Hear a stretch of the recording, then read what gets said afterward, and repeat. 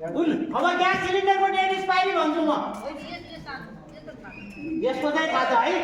यसको ऊ एन्ट्री लेखिया हुन्छ यहाँ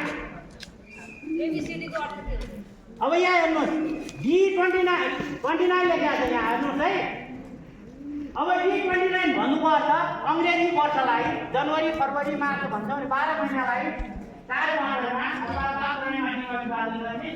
पहिलो त्रैमासिकलाई A दोस्रो त्रैमासिकलाई B तेस्रो त्रैमासिकलाई C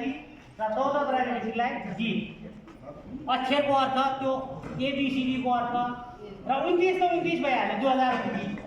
2025 जनरली ग्यास सिलिन्डरमा पनि 5 वर्षको डेट हुन्छ जस्तै जनवरी फरवरी मार्चलाई एले जनाउँछ भने अप्रिल मे जुनलाई बीले जनाउँछ त्यस्तै जुलाई अगस्त सेप्टेम्बरलाई सीले र बाँकी 3 महिना अक्टोबर नोभेम्बर र डिसेम्बरलाई डीले जलाउँछ